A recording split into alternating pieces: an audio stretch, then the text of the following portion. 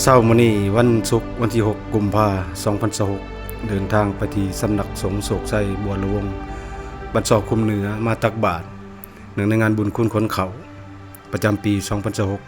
2026ได้เดินทางมาร่วมกับพระอาจารย์ศรีกันดาแก้วกรมทิพพรและมีพระอาจารย์จิรพลกมาสุทโธหัวหน้ากรรมาธิการปกครองสงฆ์นครเป็นประมุขเป็นประธาน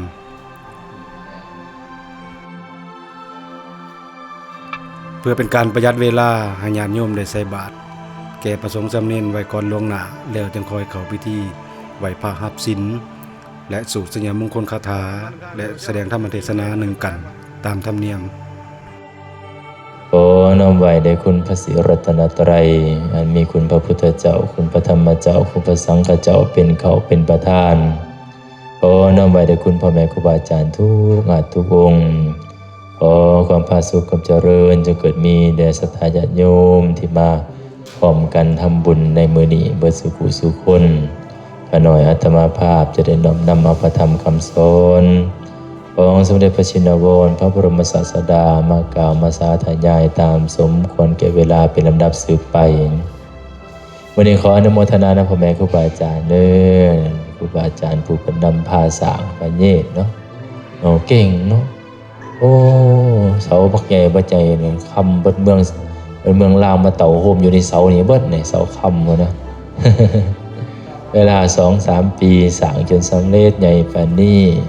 อย่างครูบาอาจารย์เนาะสีนำผ้าและศรัทธาญาติโยมสู่อุปถัมภ์เจตให้เวียกงานของพุทธศาสนาเดินแม่นแล่นสะดวกอยากได้ศาลาก็ได้อยากได้กุฏิวิหารห้องน้ำห้องทาก็ได้เนี่ยย้อนบุญเก่าเฮาทำเอาไว้ร่วมกันได้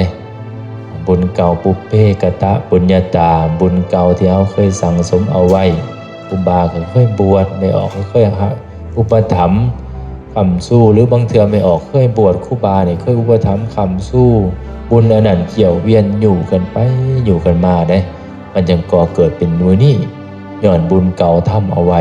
เฮ็ดหยังก็สะดวกเมื่อเฮาเฮ็ดบุญเก่าสร้างเอาไว้สั่งสมไว้แล้วมันจะเฮ็ดให้เฮาไปเกิดในที่อันเหมาะสมปฏิรูปประเทศวาโสจักปุเพกตะปุญญาตาปุญภาษิตที่ยกไว้ในเบื้องต้นแปลภาษาบ้านเฮาว่าเกิดในประเทศอันเหมาะสมสาธุ